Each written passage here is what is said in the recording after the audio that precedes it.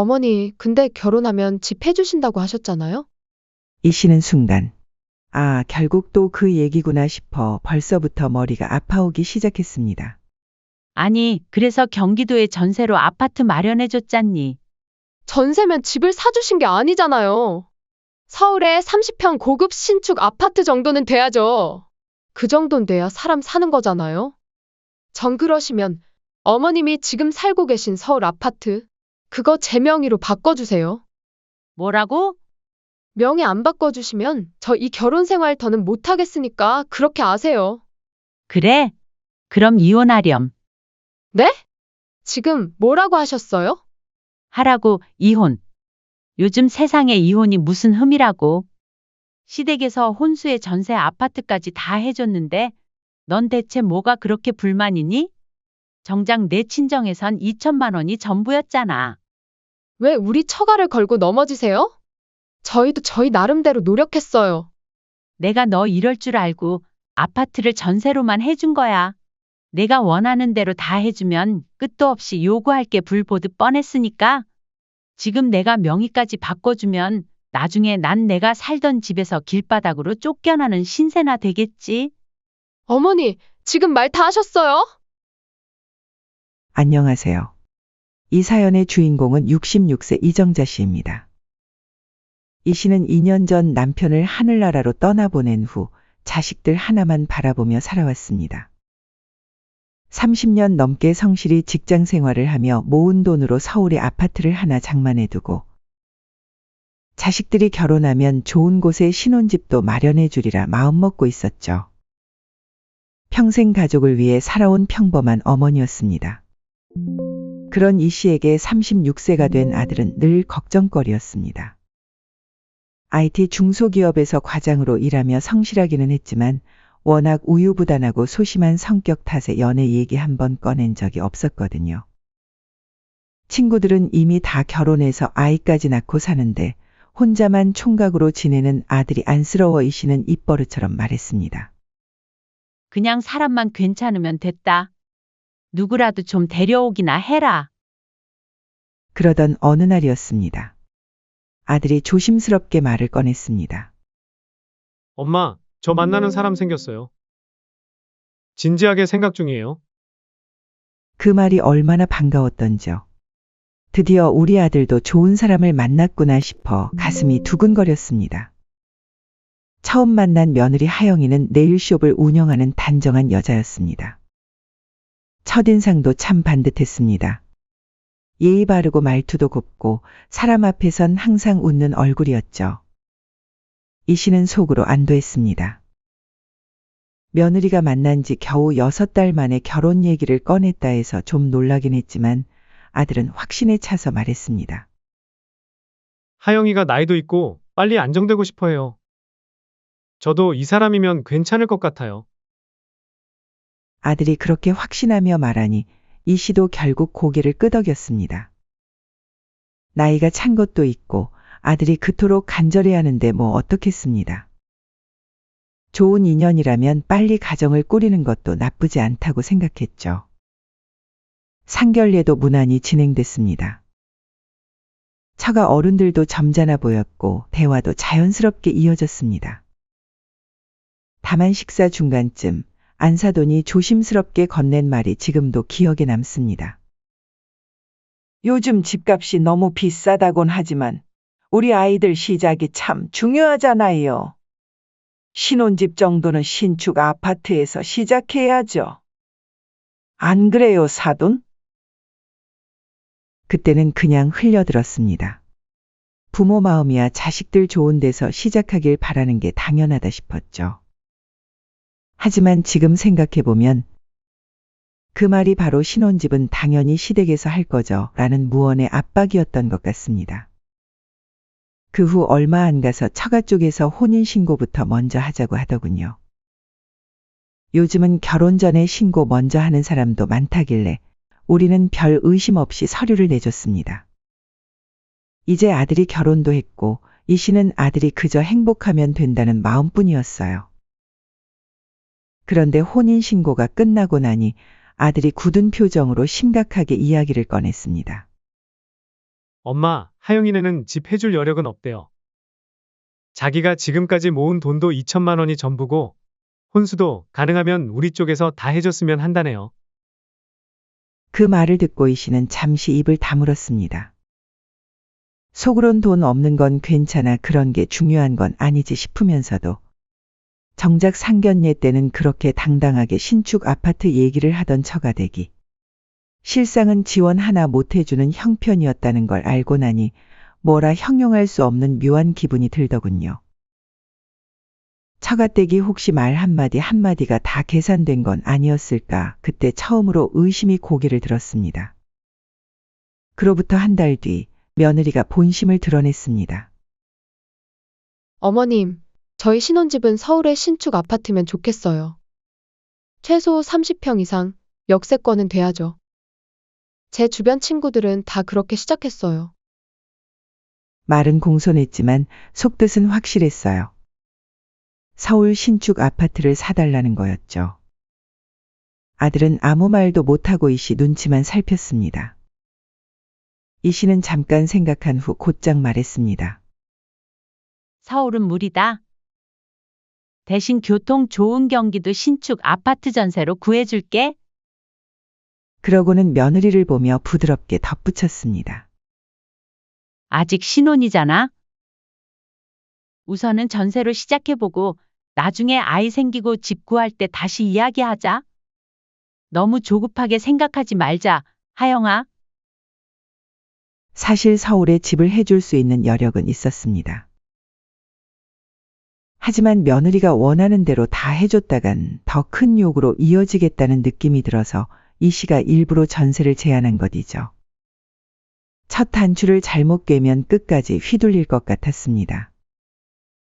며느리는 이 씨가 완고하게 나가니 별 수 없이 고개를 끄덕였습니다. 하지만 그 표정에서 실망이 역력히 드러났습니다. 마치 이 정도밖에 안 해주나 하는 기색이었죠. 그렇게 경기도 전세로 신혼집을 마련해줬습니다. 입주 당일에도 며느리는 별로 내키지 않는 표정이었습니다. 아들만 그래도 하영이가 이해해줬어요 하며 안도한 것 같았지만 이 씨는 오히려 더 불안해졌습니다. 그날 밤 이 씨는 혼자 생각에 잠겼습니다. 뭔가 시작부터 어긋난 것 같은 불안한 기분을 떨칠 수 없었습니다. 하지만 그때만 해도 이 씨는 몰랐습니다. 이게 시작에 불과하다는 걸 말이죠. 결혼하고 몇 달이 지나면서 며느리의 진짜 모습이 하나씩 드러나기 시작했습니다. 경기도의 전세로 신혼집을 구해준 게 내심 마음에 들지 않았던 모양이었어요. 시댁에 올 때마다 인사도 형식적으로 하고 말끝마다 피곤하다는 소리를 달고 다녔습니다. 며느리의 눈빛 하나에도 이 집이 내 마음에 안 든다는 기색이 역력했지만 처음에는 이 씨도 애써 넘겼습니다. 결혼 초기니까 적응하는 시간이 필요하겠지 싶었거든요. 그런 며느리가 어느 날은 대놓고 이런 말을 했습니다. 어머님, 제가 마음에 안 드시죠? 제 친구들은 결혼하자마자 시댁에서 새 아파트 사주고 명품 가방도 사주고 그러던데 저는 아무것도 없어요. 말투는 부드러웠지만 목소리 끝엔 뾰족한 가시가 숨어 있었습니다. 그 말을 들으며 이 씨는 예전에 며느리를 식구로 맞았다는 의미로 백화점에서 500만 원짜리 가방을 사줬던 기억이 떠올랐습니다. 고르고 골라 제일 무난한 브랜드를 골라 선물했건만 그런 건 하나도 기억 못하고 자신이 받은 게 없다는 식으로 말하는 모습에 가슴이 쓰렸어요. 그래도 이 씨는 참고 넘겼습니다. 아들이 며느리에게 잘하려 애쓰는 게 눈에 보였기 때문이었죠. 결혼 초반에는 데이트도 자주 하고 주말마다 친정에도 함께 다녀오고 하영이랑 잘 지내고 있어요라고 웃으며 말하는 아들 모습이 기특하기까지 했습니다. 그래서 이 씨도 믿으려 했어요. 저런 기질도 시간이 지나면 나아지겠지 이해하려 애쓰며 마음을 다잡았습니다. 그런데 그 믿음이 점점 허물어지기 시작했습니다. 한편 며느리는 결혼하고 몸이 힘들다며 네일숍을 그만두고 전업주부를 하겠다고 선언했습니다. 결혼했으니까 이제 가사에 집중하고 싶어요. 살림도 제대로 배우고 싶고요. 그 말에 이 씨는 뭐라 할 수 없었습니다. 며느리가 원한다는데 억지로 일하라고 할 수도 없는 노릇이었거든요. 그런데 문제는 그 이후였습니다. 며칠 뒤 이 씨는 아들 부부의 집에 반찬을 가져다 주러 들렀습니다. 그런데 집은 정리가 전혀 안 되어 있었습니다. 택배 상자가 거실 한가운데 쌓여 있고 식탁엔 먹다 남은 배달 음식이 그대로였으며 싱크대에는 설거지가 산처럼 쌓여 있었습니다. 며느리는 전업주부임에도 불구하고 집안일에 소홀한 모습을 보여서 이 씨의 걱정을 샀습니다. 하지만 이 씨는 신혼 초부터 잔소리하면 며느리가 시집살이 시킨다고 오해할까봐 말을 아꼈습니다. 며칠 뒤 평소엔 말이 없던 딸 은정이가 이 씨를 따로 불렀어요.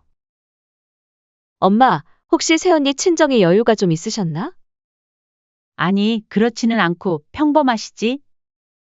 그러자 딸은 핸드폰을 꺼내며 말했습니다. 엄마, 새언니 SNS인데 한번 봐보세요. 딸이 내민 핸드폰 화면에는 이 씨가 몰랐던 세상이 펼쳐져 있었습니다. 며느리의 SNS엔 명품 가방, 다이아 반지, 호텔 뷔페에 고급 디저트 카페, 제주도 여행 사진까지 매일같이 올라오고 있었던 것입니다. 엄마, 이거 다 오빠 월급으로 하는 거 아니에요? 새언니 일도 안 하잖아요. 딸의 말에 이 씨는 순간 할 말을 잃었습니다. 아들 월급으로 감당하기엔 도무지 맞지 않는 소비 수준이었거든요.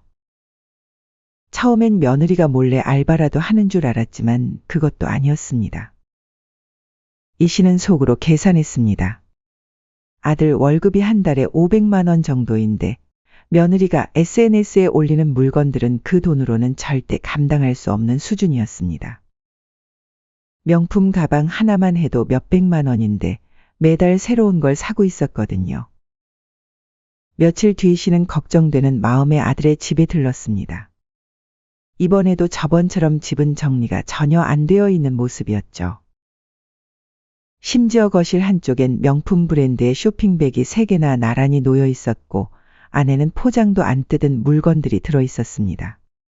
한편 며느리는 소파에 누워서 핸드폰만 들여다보고 있었죠.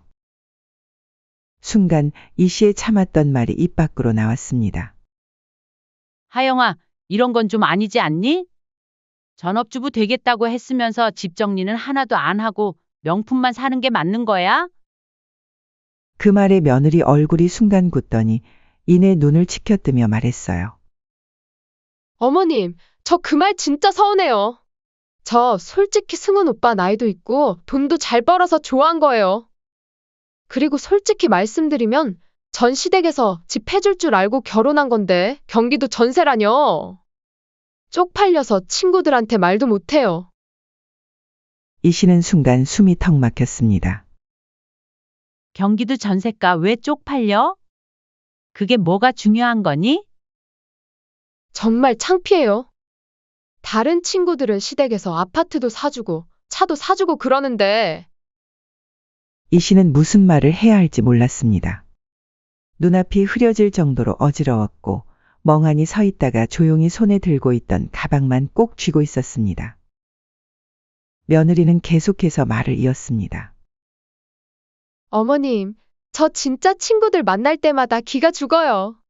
그래서 기가 죽어서 명품 가방이라도 들고 나가는 거예요. 이해 좀 해주세요. 대체 무슨 돈으로? 승훈 오빠 카드요. 오빠가 쓰라고 줬어요. 그제야 이 씨는 깨달았습니다. 며느리는 아들이 준 카드를 사용하고 있었고 그래서 며느리가 그런 사치를 부릴 수 있었던 거였죠. 그날 집으로 돌아오는 길에 이 씨는 이 결혼 어쩌면 처음부터 뭔가 틀어졌던 걸지도 모르겠다는 생각이 들었습니다. 집에 도착해서도 한참을 멍하니 앉아 있었습니다. 며느리의 그런 모습을 보면서도 참고 있을 아들을 생각하니 가슴이 답답했어요. 아들은 과연 이 결혼 생활이 만족스러울지 의심이 들었습니다. 그날 밤 이 씨는 아들에게 조심스럽게 물어봤습니다. 승훈아, 하영이랑 잘 지내지? 네, 잘 지내요. 하지만 아들 목소리에는 예전 같은 밝음이 없었습니다. 뭔가 피곤해 보였고 말수도 줄어든 것 같았어요. 혹시 힘든 일 있으면 엄마한테 말해. 알겠지? 네, 알겠어요. 아들은 그렇게 대답했지만 이 씨는 느낄 수 있었습니다. 뭔가 잘못되어 가고 있다는 걸 말이죠. 며칠 후 이 씨는 또 다시 충격적인 사실을 알게 됐습니다. 아들이 새벽에 대리운전을 하고 있다는 걸 우연히 알게 된 것입니다. 길에서 아들을 본 이웃이 이 씨에게 전화를 걸어왔습니다. 정자야, 승훈이가 왜 새벽에 대리운전을 해? 혹시 집에 무슨 일 있어? 그 말에 이 씨는 깜짝 놀랐습니다.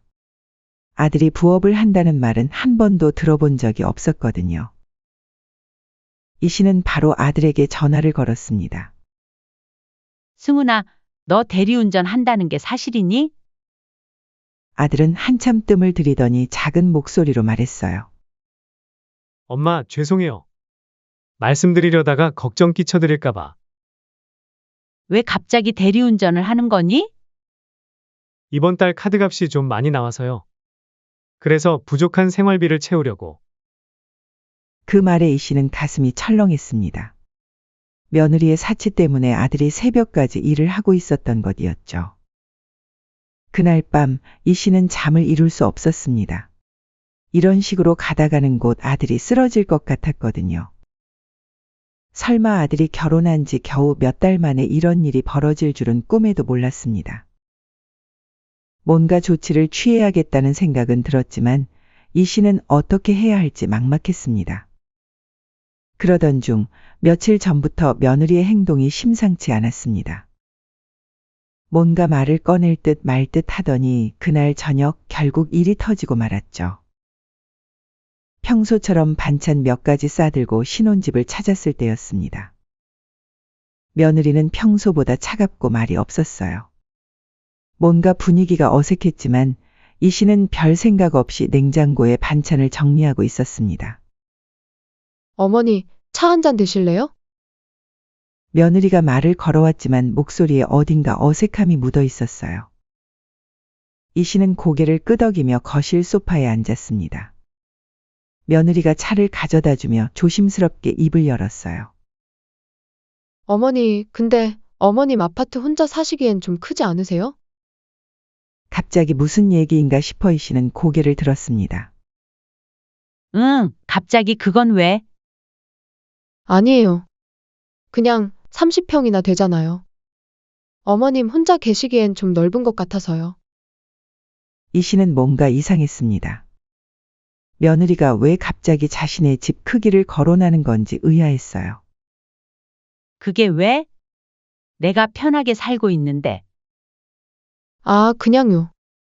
요즘 집값도 많이 올랐던데 좋으시겠어요. 특히 어머님 동네는 재개발 얘기도 나오고. 며느리의 말을 듣는 이 씨의 표정이 점점 굳어졌습니다. 며느리가 지금 뭘 하려는 걸까 싶었거든요. 잠시 뜸을 들이던 며느리가 드디어 본격적으로 입을 열었습니다. 어머니, 근데 승훈 씨한테는 결혼하면 집 해주신다고 하셨잖아요? 이 씨는 순간 멍해졌습니다. 아, 결국 또 그 얘기구나 싶어 벌써부터 머리가 아파오기 시작했죠. 아니, 그래서 전세로 아파트 마련해줬잖니. 그러자 며느리는 그동안 참고 있던 말을 마구 쏟아내기 시작했습니다. 전세면 집을 사주신 게 아니잖아요. 이 씨는 깜짝 놀라 며느리를 바라봤습니다. 서울에 30평 고급 신축 아파트 정도는 돼야죠. 그 정도는 돼야지 사람 사는 거잖아요. 전 그러면 어머님이 지금 살고 계신 서울 아파트 그거 저희 명의로 바꿔주세요. 이 씨는 귀를 의심했습니다. 뭐라고? 안 그러면 저 이 결혼 생활 못 하겠으니까 그렇게 아세요. 그 말에 이 씨도 모르게 가슴에서 울컥하는 게 치밀어 올랐습니다. 그동안의 며느리의 행태와 사치, 그리고 아들의 고생. 고마움 없이 돈만 바라는 모습들이 한꺼번에 떠올랐죠. 그래, 그럼 이혼하렴. 순간 이 씨의 입에서 그렇게 말이 나가버리고 말았습니다. 그러자 며느리는 눈을 크게 뜨며 되물었습니다. 네? 지금 뭐라고 하셨어요? 며느리의 얼굴에는 당황과 충격이 뒤섞여 있었습니다. 설마 시어머니가 이렇게 나올 줄은 몰랐던 것 같았습니다. 이 씨는 그 아이 눈을 똑바로 바라보며 다시 말했습니다. 하라고, 이혼. 요즘 세상에 이혼이 무슨 흠이라고. 시댁에서 혼수에 전세 아파트까지 다 해줬는데 넌 대체 뭐가 그렇게 불만이니? 정작 내 친정에선 2천만 원이 전부였잖아. 며느리의 얼굴이 붉어지더니 목소리를 높였습니다.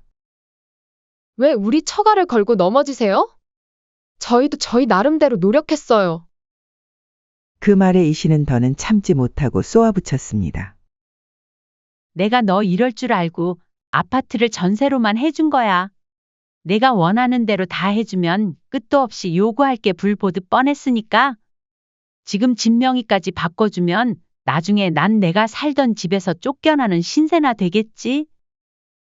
어머니, 지금 말 다 하셨어요? 며느리는 얼굴이 새빨개지더니 씩씩거리며 이 씨를 문 앞까지 끌듯이 몰아세웠습니다. 어머니, 오늘은 돌아가 주세요. 지금 저도 감정이 많이 상했어요. 며느리는 이 씨의 말을 끊으며 현관문을 열어젖혔습니다. 쾅! 문이 닫히는 소리가 등 뒤에서 울렸습니다. 그렇게 쫓기듯 집을 나오는 순간 이 씨의 마음속이 얼얼했습니다. 사실 정말 이혼까지 시킬 생각은 아니었는데 그 말이 나와버렸다는 사실이 스스로도 믿기지 않았습니다. 그날 밤 이불을 덮고 누운 채 천장을 보며 한참을 멍하니 있었습니다. 괜히 부모 등살의 아들이 원치 않는 이혼을 하게 만드는 건 아닐까 싶어 마음이 무거웠습니다. 세상에 자식 이혼시키고 속 편한 부모가 어디 있겠습니까? 그래도 이건 도저히 피할 수 없는 문제였습니다. 결국 이 씨는 휴대폰을 들고 아들에게 전화를 걸었습니다. 그런데 아들의 첫 마디가 의외였습니다. 엄마, 무슨 일 있었는지 다 들었어요. 이 씨는 한숨을 쉬며 조심스럽게 물었어요. 그래, 너는 어떻게 생각하니? 그 말에 아들은 한참 침묵하더니 뜻밖의 대답을 했습니다. 어머니, 저 하영이랑 정리하려고요. 그 말에 이 씨는 놀랐습니다. 설마 아들이 이런 말을 할 줄은 몰랐거든요. 정말 괜찮겠니? 난 네가 힘들어질까 봐. 아들은 담담하게 그러나 힘없는 목소리로 말했습니다. 결혼하고 한 번도 행복한 적 없었어요. 하영이 사치 감당하려고 카드값만 몇백이에요. 새벽에 들어올 때면 너무 힘들어서 토할 것 같을 때도 있었어요. 아들의 말을 들은 이 씨의 가슴이 먹먹해졌습니다.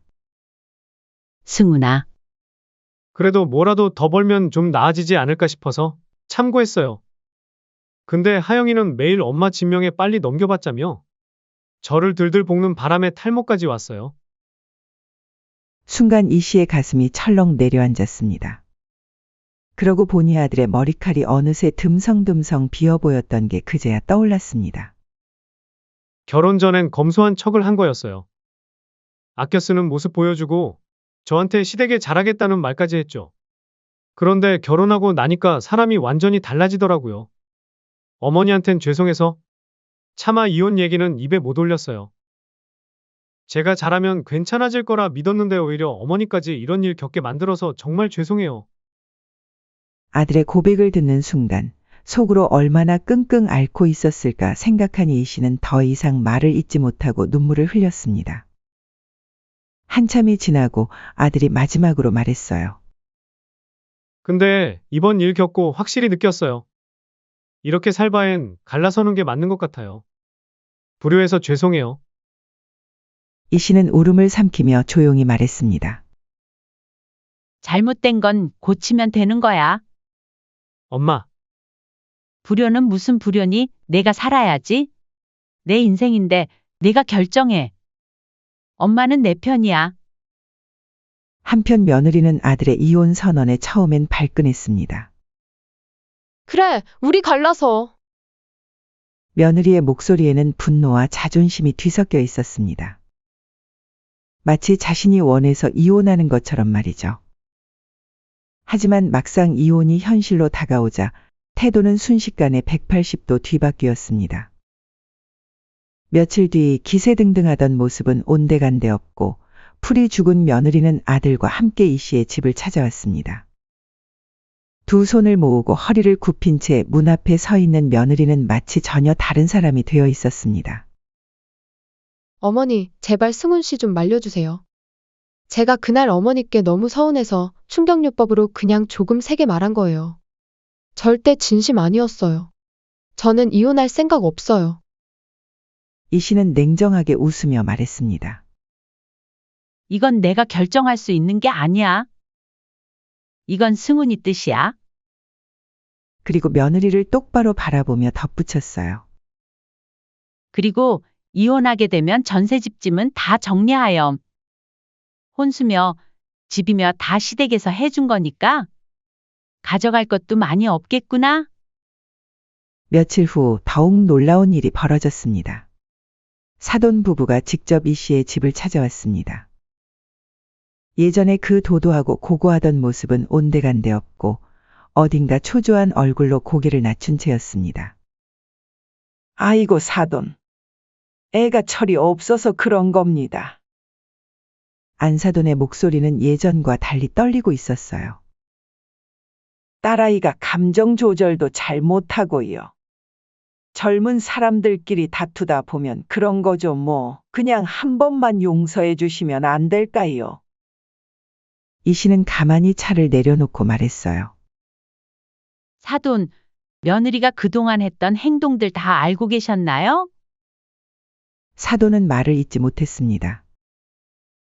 제가요, 며느리한테 뭘 바란 게 아니에요. 기본적인 예의만 지켜줬으면 됐어요. 그런데 제가 죽은 남편과 30년 모은 돈으로 마련한 집을 두고 명의를 자기 이름으로 바꿔달라는데 그걸 제가 참아야 하나요? 아이고, 그게. 이 씨는 더욱 날카롭게 말을 이었습니다. 따님이 한 달에 카드값만 몇백씩 쓰는 거 알고 계셨어요? 우리 아들이 그 돈 마련하려고 새벽까지 대리운전하는 건 알고 계셨고요? 사돈 부부는 얼굴이 붉어지더니 아무 말도 못하고 고개만 푹 숙였습니다. 이해만 바랄 게 아니라 부모로서 딸에게 할 말은 하셔야죠. 분위기는 싸늘했고 사돈은 결국 말없이 고개를 숙이고 물러났습니다. 그런데 며느리는 끝내 포기하지 않았어요. 기왕 이혼할 거 소송이라도 할 거예요. 위자료든 재산 분할이든 받을 수 있는 건 다 받아야죠. 며느리는 협의이혼을 거부하고 소송을 걸어왔습니다. 하지만 며느리가 맞이한 것은 참담한 결과였습니다. 우리 측 변호사는 웃으며 말했습니다. 다행히 신혼기간이 4년 미만이라 법적으로는 혼인 중 재산 분할 대상이 아닙니다. 보통 이런 경우 서로 가져온 것만 들고 가는 게 일반적입니다. 더욱이 전세 아파트는 시어머니께서 마련해 주신 것이고 혼수도 대부분 신랑 측에서 준비했으니 가져갈 수 있는 건 없다고 봐야죠. 다행이네요. 참, 위자료는 어떻게 될까요? 위자료도 명백한 잘못이 며느리에게 있으니 이 정도면 며느님이 위자료를 지급해야 할 상황입니다. 오히려 며느리의 결혼 생활이 문제가 되어 위자료를 며느리가 줘야 할 상황에 몰리자 며느리는 다급해졌습니다. 법정 복도에서 며느리는 아들에게 무릎 꿇다시피 빌었어요. 여보, 제발 내가 정말 잘못했어. 나 위자료까지 내게 되면 완전 거덜나. 아들은 차가운 표정으로 며느리를 바라봤습니다. 이제 와서 그러면 뭐해? 내가 선택한 거잖아. 제발 한 번만. 정말 마지막으로 한 번만 봐줘. 결국 며칠간의 협상 끝에 이후 어떠한 이의도 제기하지 않겠다는 각서를 쓰고 남은 카드 빚은 친정에서 모두 상환하는 조건으로 협의이혼이 성립됐습니다. 신혼집에서 나온 며느리는 친정으로 돌아갔고 전세집엔 여전히 아들 혼자 조용히 지내고 있었어요. 한동안 지쳐 있었던 아들은 이제 어느 정도 마음의 평정을 찾았습니다. 탈모도 조금씩 회복되기 시작했고 대리운전도 그만두었습니다. 어느 날 이 씨가 아들의 집을 찾았습니다. 소파에 나란히 앉아 차를 마시며 이 씨가 물었어요. 이제 좀 괜찮아졌니? 아들의 얼굴에는 오랜만에 평온한 미소가 떠올랐어요. 네, 많이 좋아졌어요. 이제야 제대로 숨 쉬는 것 같아요. 앞으로는 사람을 좀 더 신중히 만나보려고요. 이 씨는 미소를 지으며 말했습니다. 그래, 나도 이제 너한테 결혼하라고 재촉 안 할게. 언젠가는 분명 너한테 딱 맞는 사람 나타날 거야. 그리고 아들이 말했습니다. 엄마, 우리 요즘 시간도 많잖아요. 그 시간에 같이 제주도나 갔다 와요. 그래, 좋지. 이제 나도 좀 놀러 다녀야지. 내 인생도 아깝지 않니? 그동안 엄마가 저 때문에 얼마나 고생했는지 알아요. 이제 제가 엄마한테 효도할 차례죠. 됐어. 무슨 효도야. 우리 그냥 재미있게 살자. 이 씨는 마음이 한결 가벼워졌습니다. 그동안 며느리 때문에 얼마나 스트레스를 받았는지 실감했죠. 그날 이후 두 사람은 제주도로 여행을 떠났습니다. 오랜만에 모자가 함께하는 여행이었죠. 바다를 바라보며 산책하고 맛있는 음식도 먹고 그동안 못했던 이야기들을 나누며 시간을 보냈습니다. 엄마, 정말 오랜만에 이렇게 편하네요. 나도야. 이런 게 진짜 행복한 거구나. 그렇게 두 사람은 긴 어둠의 터널을 지나 이제는 따뜻한 햇살 아래로 걸어나가기 시작했습니다. 바람이 살랑 불어와 커튼을 흔들었습니다. 마치 두 사람의 새로운 출발을 응원하듯 말이죠. 이제 이 씨와 아들에게는 새로운 시작이 기다리고 있었습니다. 더 이상 누구에게 눈치 보지 않고 자신들의 행복만 생각하며 살아갈 수 있는 자유로운 시간들이 말이에요. 사연은 여기까지였습니다. 구독, 좋아요, 댓글은 영상 제작에 큰 힘이 됩니다. 인생의 쉼표를 시청해 주셔서 감사합니다. 잠이 깊게 들은 이 씨는 흐릿한 의식 속에서 며느리의 목소리가 들리기 시작했습니다. 어머니, 어디 나가신 거예요? 잠에서 깬 이 씨가 여기 있다라고 말하려던 찰나. 뭐야? 늙은이 진짜 어디 나갔나 보네. 그리고 이내 들려오는 며느리의 통화 소리에 이 씨의 심장이 쿵 하고 내려앉았습니다. 야, 진짜 미쳐버리겠어.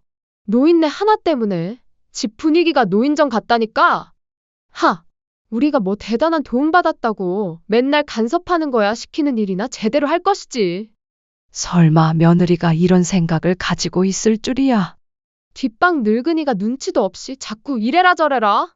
아, 차라리 어머니가 콱 사라져버리면 속이 다 시원하겠다. 어차피 집이고 재산이고 다 우리거나 다름없는데 뭘. 어머니가 사라진다고 달라질 게 있나? 오히려 속만 편해지지. 며느리의 차라리 사라져줬으면 좋겠다는 말을 듣는 순간 이 씨는 온몸에 소름이 돋았습니다. 억장이 무너지고 피가 거꾸로 솟는 기분이었죠. 좋아.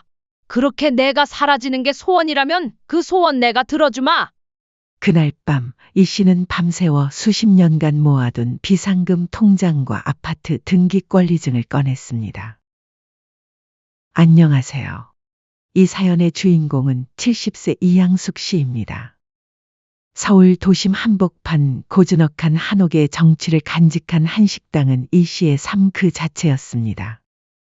50년 평생을 오직 그 한식당에 바쳤고 숱한 역경 속에서도 그녀만의 고집스러운 손맛으로 이름을 알렸죠.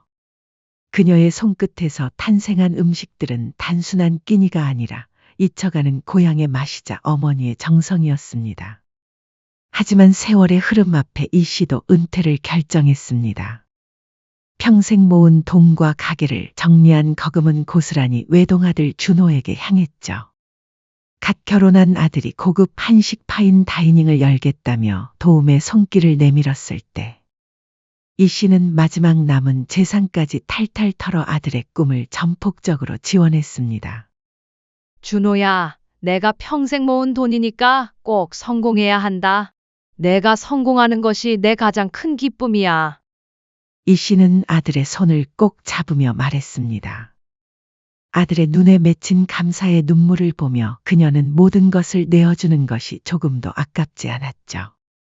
심지어 식당 근처의 30평대 아파트 한 채를 자신의 명의로 매입하여 아들 부부와 함께 살며 손주들을 돌보기로 했습니다. 그 모든 것이 아들 내외의 행복을 빌었던 어머니의 순수한 마음이었죠. 내가 있으면 아이들 키우는데 도움이 될 테고 며느리도 편할 거야. 이 씨는 그렇게 생각했습니다. 초반에는 화목한 가정을 꿈꿨던 이 씨의 기대는 산산조각 났습니다. 아들과 며느리는 자신들의 편의를 위해 그녀를 필요한 존재로만 여겼습니다. 아침 햇살이 채 들기도 전에 며느리의 날카로운 목소리가 이 씨의 단잠을 깨웠죠. 어머니, 애들 학교 늦겠어요. 깨기 전에 아침밥 좀 빨리빨리 차려주세요. 식탁에 앉자마자 재촉하는 며느리의 등살에 이 씨는 매일 새벽같이 일어나 진수성찬을 차려냈습니다. 저녁에는 아이들이 학원에서 돌아오면 씻기고 옷 갈아입히고 밥 먹이는 독박 육아가 고스란히 그녀의 몫이었습니다. 반면 며느리는 퇴근 후 소파에 누워 텔레비전만 보거나 늦게까지 친구들과 전화 통화를 하며 아이들은 아예 신경도 쓰지 않았죠. 한 번은 이 씨가 손주에게 덧셈을 가르치고 있었습니다. 아이가 할머니, 이거 어떻게 해요? 하고 물으면서 연필을 들고 끙끙거리는 모습이 너무 귀여웠죠. 이 씨는 정성스럽게 하나하나 설명해주고 있었는데 며느리가 다가와 눈살을 찌푸리며 말했습니다. 어머니, 그런 건 학원 선생이 할 일이에요. 왜 학교도 못 나오신 어머니가 나서서 애들을 가르치려고 하세요?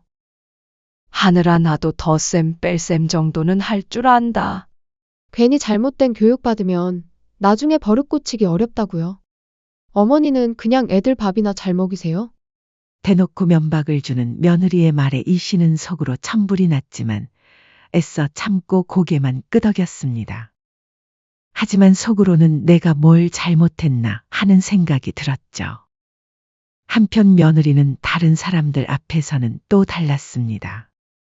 친척이나 아들의 사업 관계자들이 방문하면 며느리는 환한 얼굴로 변신했죠. 저희 어머니 음식 솜씨가 정말 최고세요. 덕분에 집안에 늘 잔치 분위기죠.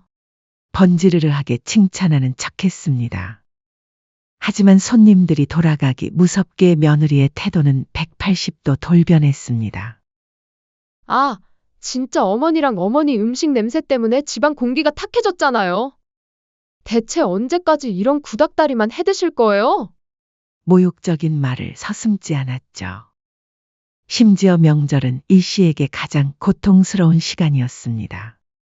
다른 집 어머니들이 자식들과 함께 쉬는 동안 이 씨는 온종일 부엌에서 명절 음식을 준비를 해야 했죠. 반면 아들 내외는 편하게 안방에서 잠을 자거나 이미 해외여행을 떠난 뒤였습니다. 실제로 아들과 며느리는 매년 해외여행을 갈 때마다 이 씨에게 집안일을 모두 맡긴 채 떠났죠. 이 씨는 그럴 때마다 뼈아픈 배신감과 함께 자신을 향한 가족의 무관심을 체감해야 했습니다. 혼자 남겨진 집에서 이 씨는 왠지 모르게 마음이 허전했습니다. 가족이 함께 해야 할 명절에 혼자 준비하고 혼자 정리하는 것이 당연한 일이 되어버린 것이죠. 아침 저녁으로 이어지는 며느리의 무시와 푸대접. 그리고 마치 집안의 가사 도우미처럼 취급하는 그들의 태도 속에서 이 씨는 끓어오르는 분노를 사귀며 인내했습니다. 매일 밤 잠 못 이루며 천장을 바라보는 것이 그녀의 일상이 되었습니다. 내가 대체 뭘 잘못했길래? 수없이 되뇌었지만 답은 나오지 않았죠. 아들 부부는 이 씨를 그저 자신들의 편의를 위한 도구쯤으로 생각하는 듯했습니다. 특히 며느리의 행동은 날이 갈수록 도를 넘었습니다. 쌓이고 쌓인 모욕감과 배신감은 이 씨의 마음의 감정의 골이 깊어지던 와중에 어느 날 저녁 결국 엄청난 사건이 발생하고 말았죠. 이 씨는 오늘도 온종일 집안일을 하고 손주들 뒤치다꺼리를 하느라 허리와 다리가 욱신거렸습니다. 간신히 저녁 식사를 준비해 놓고 다용도실에서 빨래를 정리하던 중 피로가 몰려와 다용도실 바닥에 잠깐 잠이 들어버렸죠. 이 씨는 잠이 깊게 들었는지 흐릿한 의식 속에서 며느리의 목소리가 들려왔습니다. 어머니, 나가신 거예요? 자신을 부르는 며느리의 목소리에 잠이 깬 이 씨는 여기 있다라고 말하려던 찰나 며느리의 짜증 섞인 혼잣말이 그녀의 귀에 콕 박혔습니다. 뭐야? 늙은이 진짜 어디 나갔나 보네. 곧이어 며느리는 거실 소파에 앉더니 이 씨가 다용도실에 있을 줄은 상상도 못했는지 대놓고 큰 소리로 친구와 통화를 시작했습니다. 이내 들려오는 며느리의 통화 소리에 이 씨의 심장이 쿵 하고 내려앉았습니다. 야, 진짜 미쳐버리겠어. 노인네 하나 때문에 집 분위기가 너무 답답해. 평생 요리만 하셔서 맨날 구닥다리 음식이나 하고 지겨워 죽겠다니까! 하! 우리가 뭐 대단한 도움 받았다고 맨날 간섭하는 거야. 애들한테 이상한 것만 가르치려고 하고 시키는 일이나 잘하시지. 설마 며느리가 이런 생각을 가지고 있을 줄이야. 뒷방 늙은이가 눈치도 없이 자꾸 이래라 저래라. 차라리 어머니가 콱 사라져버리면 속이 다 시원할 텐데. 어차피 집이고 재산이고 다 우리거나 다름없는데 뭘. 어머니가 사라진다고 달라질 게 있나? 오히려 속만 편해지지. 이 씨는 그 말을 듣는 순간 온몸에 소름이 돋았습니다. 억장이 무너지고 피가 거꾸로 솟는 기분이었죠. 자신이 지금껏 바쳐온 모든 것이 마치 쓰레기처럼 취급당하고 있었다는 사실에 눈앞이 캄캄해졌습니다. 뒷방 늙으니 사라져버리면 속 시원하다는 말들은 단순한 비난이 아니었습니다.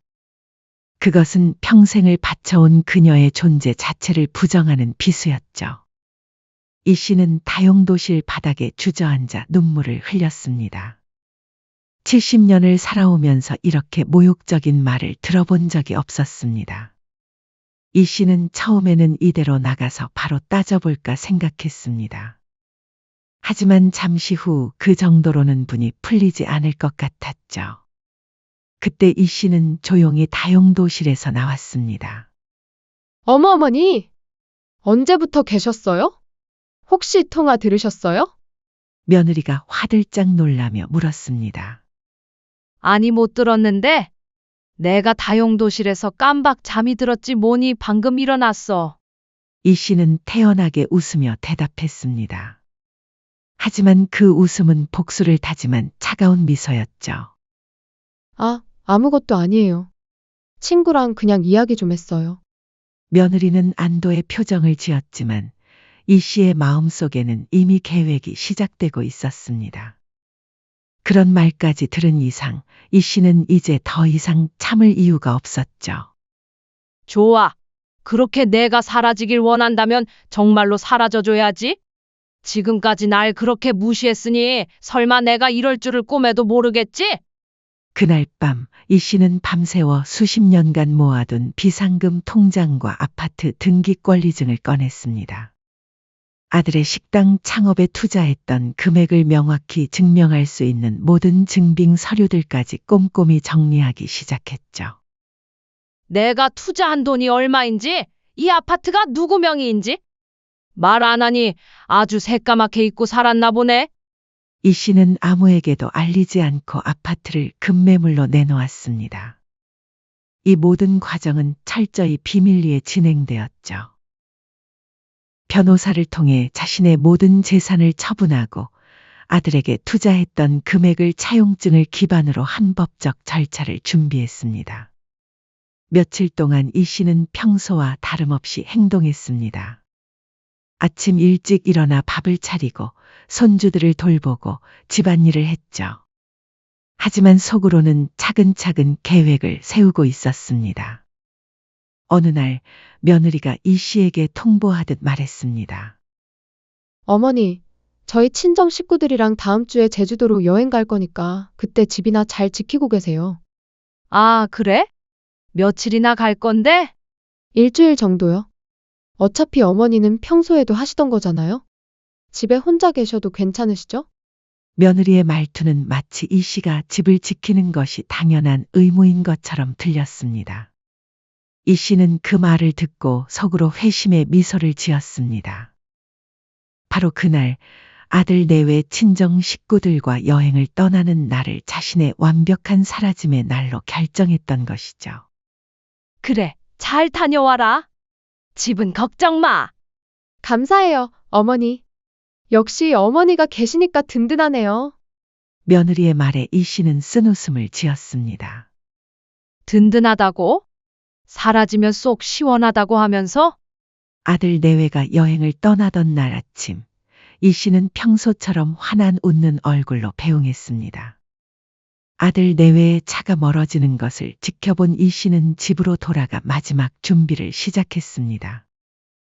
이 씨는 평소처럼 고무장갑을 끼는 대신 캐리어에 자신의 짐을 챙기기 시작했습니다. 그리고 평생을 담아온 삶의 무게를 덜어내는 홀가분한 발걸음으로 집을 나섰죠. 이제 사라져 줄 시간이네. 그럼 어디 한번 나가볼까? 여행에서 돌아온 그들은 어머니가 감쪽같이 사라진 상황에 당황했습니다. 뭐야? 어머니가 어디 가셨나? 왜 이렇게 집이 허전해? 그들은 잠시 당황했지만 이내 대수롭지 않게 여겼습니다. 잠시 친척 집에 가셨겠지. 어머니가 좀 쉬고 싶으셨나 보네. 이 씨의 연락이 없었지만 그들은 의아해했을 뿐 적극적으로 어머니를 찾을 생각은 하지 않았습니다. 오히려 며칠은 홀가분해하는 기색이었죠. 드디어 자유다. 며느리는 신이 나서 말했습니다. 하지만 일주일이 지나자 상황이 달라지기 시작했습니다. 이 씨가 흔적도 없이 사라진 뒤 아들과 며느리의 삶은 한순간에 아수라장으로 변했습니다. 아침 식탁은 텅 비어 있었고 아이들은 배가 고프다며 울어댔습니다. 엄마 배고파요. 할머니는 언제 와요? 잠깐만, 엄마가 뭔가 해줄게. 며느리는 허둥지둥 음식을 차렸지만 아이들은 맛이 없다며며 먹지 않았죠. 아이들의 등하원은 매일 아침 전쟁이 되었습니다. 여보, 빨리 애들 좀 챙겨줘. 나 바빠. 당신이 해? 부부는 매일 아침 누가 아이들을 학교에 데려다 줄지로 싸웠습니다. 간신히 아이들을 학교에 보내고 나면 쌓여있는 집안일에 며느리는 지쳐갔죠. 그러던 어느 날 그들에게 날벼락 같은 소식이 전해졌습니다. 법률사무소에서 등기 우편으로 날아든 충격적인 통보서였죠. 아파트 매매 계약 완료 통지서. 이게 무슨 소리야? 며느리는 경악하며 소리쳤습니다. 여보, 이게 뭐야? 지금 우리 집이 팔렸다는 거야? 아들은 통보서를 움켜쥔 채 말문이 막혔습니다. 시끄러우니까 소리 좀 지르지 마. 집이 어머니 명의인 건 맞지만 어머니가 우리한테 말도 없이 집을 팔았다고. 그제야 그들은 심각성을 깨달았습니다. 아들이 이 씨에게 전화를 했지만 당연하게 받지 않았죠. 이에 며느리는 화를 참지 못하고 악을 쓰다가 갑자기 머릿속에 그날 친구와 통화한 날이 떠올랐습니다. 뒷방 늙으니 사라져버리면 속 시원하겠다. 던 말들이 머릿속에서 맴돌았죠. 설마, 어머니가 그때 들으셨나? 며느리는 소름이 돋았습니다. 그렇다면 어머니는 다 아시면서 모른 척하시고 이 모든 걸 준비하신 건가 하는 생각이 들었죠. 하지만 연락이 안 되니 확인할 방법은 전혀 없었죠. 시간이 흘러 아파트가 매각되면서 그들은 하루아침에 갈 곳 없는 신세가 되어버린 것이죠. 며느리는 울부짖으며 말했습니다. 어머니께 연락 좀 해봐. 대체 어디 계신지 알아봐야 할 거 아니야. 이러다 우리 길바닥에 나앉게 생겼어. 하지만 이미 이 씨의 모든 연락 수단은 차단된 뒤였습니다. 설상가상으로 또 다른 우편물이 도착했습니다. 이번에는 변호사 사무소에서 온 채무 이행 촉구서였죠. 식당 창업 자금 2억 원에 대한 이자와 원금을 즉시 변제하라. 는 내용이었습니다. 이게 무슨, 어머니가 그냥 해주신 게 아니었어? 아들과 며느리는 당황하며 서류를 다시 읽어봤습니다. 하지만 엄연히 차용증에 사인한 것은 그의 필적이었죠. 차용증? 2억? 당신 이게 다 뭐야? 그게 사실 그냥 빌려주신 게 아니라 차용증을 써야지 주시겠다고 하셔서. 그땐 돈이 급해서 어머니 말대로 했어. 야, 그 중요한 걸 왜 이제서야 말해? 며느리는 화를 내며 소리쳤습니다. 그들은 그제야 이 씨가 얼마나 치밀하게 준비했는지 깨달았습니다. 한 달이 지나자 더 큰 문제가 터졌습니다. 아들이 운영하는 고급 한식당에 이상한 일들이 벌어지기 시작했죠. 어느 날 주방장이 갑자기 찾아와 말했습니다. 사장님, 죄송한데 저 그만두겠습니다. 네, 갑자기 왜요? 무슨 일이라도? 다른 곳에서 더 좋은 조건을 제시해서요. 그 뒤로 베테랑 주방 인력들이 이유도 없이 한꺼번에 이탈하기 시작했습니다. 사실 아들이 모르는 것이 있었습니다. 이 씨는 그동안 식당 운영에 보이지 않는 큰 역할을 해왔던 것이죠. 식자재 관리부터 직원들과의 관계까지 아들이 직원에게 크게 화를 내거나 서운하게 행동을 할 때마다 노련한 이 씨가 뒤에서 말로 직원들을 보듬어주고 달래왔던 것입니다. 그런 이 씨의 이런 중재가 없어지자 직원들은 하나둘 떠나기 시작했죠. 손님들의 발길도 뜸해지기 시작했습니다. 맛이 예전만 못해요. 서비스가 엉망이에요. 라며 온라인 리뷰에는 악평이 줄을 이었죠. 아들은 허둥지둥했지만 이 씨의 그림자 없이는 아무것도 해결할 수 없었습니다. 도대체 왜 이런 일이 벌어지는 거지? 2달이 지나자 며느리도 한계에 다다랐습니다. 빨리 어머니한테 연락해봐. 집이 문제가 아니고 이러다가 우리 진짜 망하겠어. 내가 계속 연락하고 있잖아. 근데 어머니가 전화를 아예 안 받으시는데 나보고 어떡하라고. 부부는 매일 싸웠고 아이들은 돌봐줄 사람이 없어 방치되었습니다. 며느리는 절망하며 바닥에 주저앉았습니다. 우리 이제 어떻게 살아? 집도 없고 식당도 망했는데. 한편 식당은 직원들이 대부분 떠나면서 운영이 불가능해졌고 결국 문을 닫을 수밖에 없었죠. 사장님, 임대료가 벌써 3달째 밀렸어요. 밀린 거 언제 주실 거예요?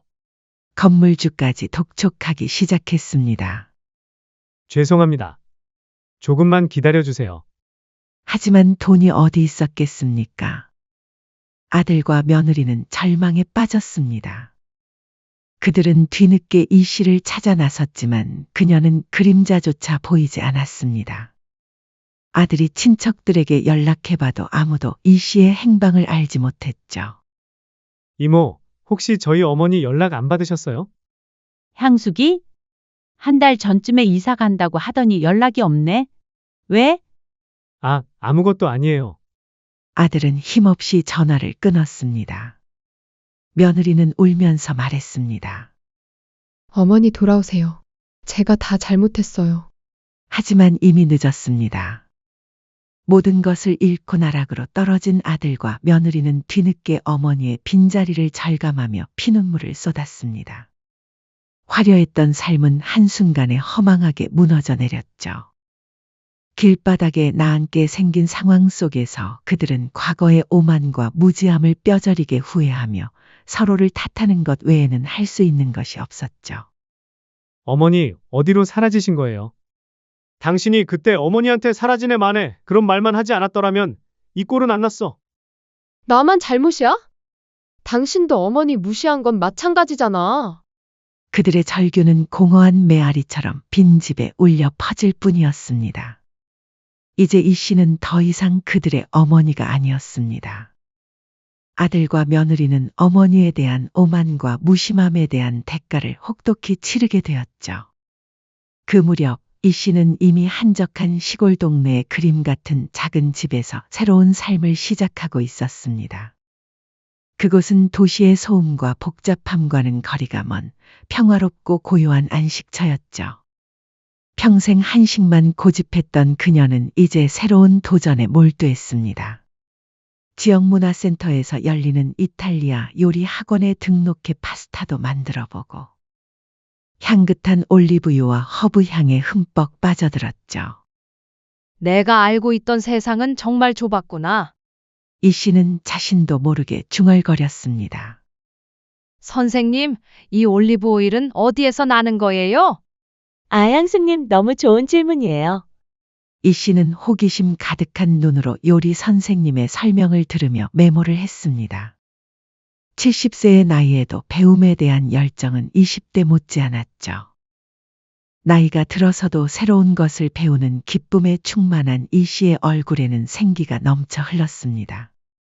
서툰 손길로 파스타를 반죽하며 때로는 웃고 때로는 작은 실패에 아쉬워하면서도 그녀는 매일매일 더 넓은 세상이 있음을 깨닫고 배움을 즐거워했습니다. 단순한 요리를 넘어 예술 활동에도 빠져들었습니다. 마을 그림 동호회에 나가 유화를 그리며 취미 활동으로 생기를 찾았죠. 동호회 친구들과 나누는 대화는 언제나 즐거웠습니다.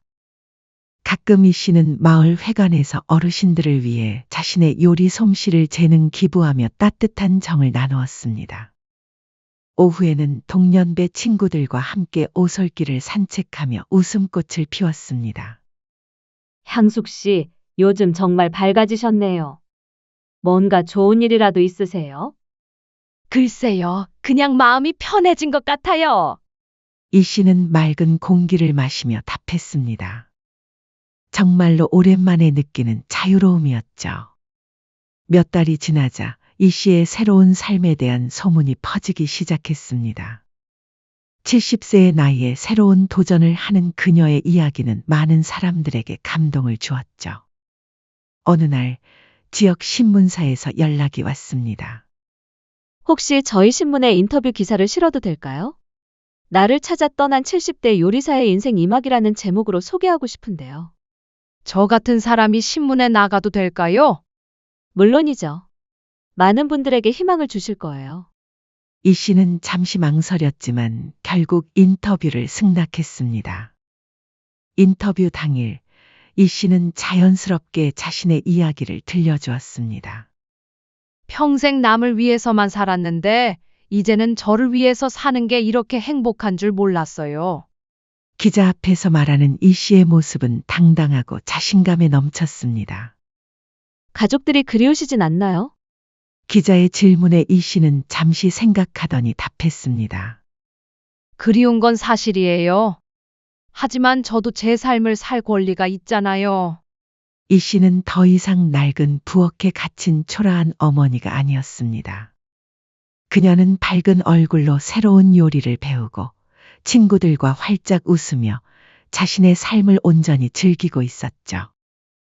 한편 친척을 통해 이 소식을 들은 아들과 며느리는 충격에 빠졌습니다. 현재 그들의 상황은 말이 아니었습니다. 며느리는 생계를 위해 편의점에서 아르바이트를 하고 있었고 아들은 늦은 나이에 다른 사람의 식당에 말단 직원으로 들어가 온갖 고생을 하고 있었죠. 저 사람이 정말 어머니야? 며느리 역시 믿을 수 없다는 표정으로 신문 기사를 바라봤습니다. 며느리는 낡았다고 구식이라고 무시했던 어머니가 자신보다 더 나은 삶을 사는 모습을 보니 배가 아팠습니다. 그들은 수소문 끝에 이 씨의 위치를 알게 되었고 곧바로 그녀를 찾아갔습니다. 시골 마을에 도착한 아들과 며느리는 작은 집 앞마당에서 꽃을 가꾸고 있는 이 씨를 발견했습니다. 어머니? 아들이 달려가며 소리쳤습니다. 이 씨는 천천히 고개를 들어 그들을 바라봤습니다. 놀라는 기색도 반가워하는 기색도 없었죠. 어떻게 여기까지 왔니? 담담한 목소리였습니다. 어머니, 저희가 잘못했어요. 용서해 주세요. 며느리는 무릎을 꿇고 눈물을 흘렸습니다. 엄마, 제발 우리 집에 돌아가요. 저희가 다시 잘할게요. 아들도 함께 무릎을 꿇었습니다. 하지만 이 씨는 담담한 표정으로 그들을 바라볼 뿐이었습니다. 너희 좋으라고 사라져 준 건데 갑자기 이제 와서 왜 그러니?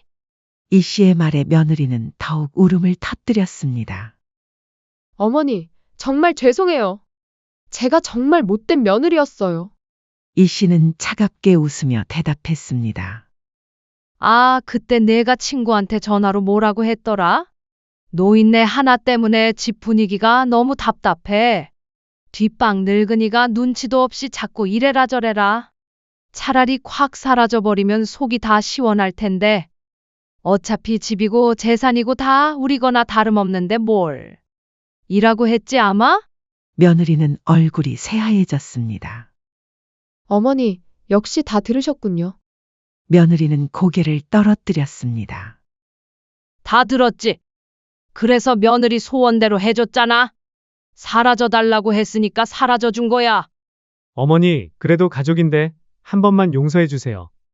아들이 애원했지만 이 씨는 비웃음을 지었습니다. 가족? 가족이라면 서로 존중해야 하는 거 아니니? 너희들은 날 가족이 아니라 가사도우미로 생각했잖아. 아들과 며느리는 할 말이 없었습니다. 어머니, 그냥 가거라. 난 이미 너희 없이도 충분히 행복해. 이 씨의 단호한 태도에 아들과 며느리는 더 이상 뭐라고 말할 수 없었습니다. 그들이 알던 어머니가 아니었죠. 결국 그들은 빈손으로 돌아갈 수밖에 없었습니다. 이 씨는 그들이 떠나는 뒷모습을 잠시 바라보다가 다시 자신의 일상으로 돌아갔습니다. 누구의 엄마나 시어머니가 아닌 오직 이양숙으로서의 삶을 당당하게 살아가고 있었죠. 그녀의 복수는 스스로의 가치를 증명하고 진정한 자유를 얻는 통쾌한 승리였습니다. 아들 내외에게는 잃어버린 것을 깨닫는 값비싼 수업이 되었죠. 이 씨는 이제 과거의 짐을 내려놓고 자신만의 맛과 행복을 찾아 인생의 황금기를 만끽하고 있었습니다.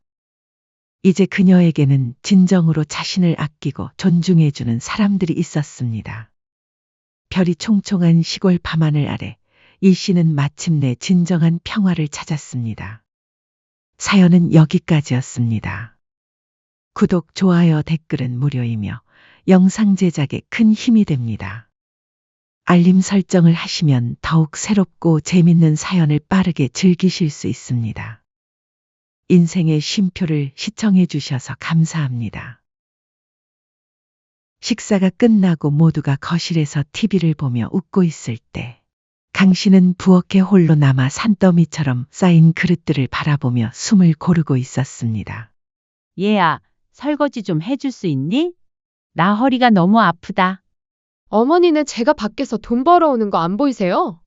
제가 왜 집안일까지 해야 하는데요? 그럼 내 말은 음식 준비도 내가 하고 치우는 것도 내가 다 하라는 거니? 이런 건 며느리인 너도 좀 도와야지. 제가 왜요?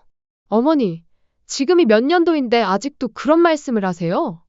내 나이가 곧 이르냐? 말은 안 했지만 허리도 아프고 움직이는 것도 힘들어. 아직 젊은 내가 설거지 한 번 하는 게 그렇게 어려운 일이니? 아이고, 요즘 맞벌이 하는 며느리한테 이런 거 시키면 시부모 대접도 못 받는 거 모르세요? 난 내가 이런 애인 줄 알았더라면 너를 며느리로 들이지 않았을 거다. 정말 후회한다. 뭐라고요? 지금 말 다 하셨어요? 그 순간 며느리의 얼굴이 새빨갛게 달아오르더니 씩씩거리며 강 씨 앞으로 다가왔습니다. 짝! 맑고 날카로운 소리가 강 씨의 귀를 때렸습니다. 순간 시야가 흔들렸고 뺨이 화끈하게 타올랐죠. 제가 이런다고 어머니가 뭘 하실 수 있으신데요? 요즘은 며느리가 시어머니 눈치 보면서 사는 시대가 아니라고요. 그때 마침 문이 열리며 아들이 들어왔습니다. 너 지금 뭐 하는 짓이야? 내가 지금 무슨 짓을 한 줄 알기나 해? 집에서 쫓겨나고 싶어? 오빠, 그게 무슨 말이야? 강 씨는 핸드폰을 꺼내 부동산 중개업소에 전화를 걸었습니다. 여보세요, 김 사장님? 그 집 매물로 내놓아 주세요. 네, 지금 당장요? 어머니, 지금 뭐 하시는 거예요? 뭐긴 내가 뭘 할 수 있냐고 물어봤잖니? 그렇게 돈 버는 게 유세고 자랑이면 어디 내 돈으로 알아서 살아봐. 안녕하세요. 이 사연의 주인공은 68세 강옥순 씨입니다. 강 씨는 올해로 68세가 된 평범한 주부였습니다. 남편이 일찍 세상을 떠난 후 홀로 두 아들을 키우며 억척스럽게 살아온 세월이 벌써 20년이 넘었습니다. 그동안 새벽부터 밤늦게까지 온갖 일을 다 해가며 자식들을 뒷바라지했지만 그 긴 시간 동안 강 씨에게는 진정으로 마음을 기댈 수 있는 사람이 없었습니다. 그런 강 씨에게 인생의 늦은 봄날 같은 따스함을 선사해 준 것은 다름 아닌 큰아들의 며느리였습니다.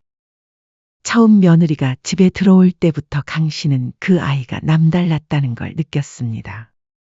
다른 며느리들처럼 어색해하거나 거리를 두지 않고 오히려 먼저 다가와 강 씨의 손을 꼭 잡으며 말했던 그 순간을 지금도 선명하게 기억하고 있습니다.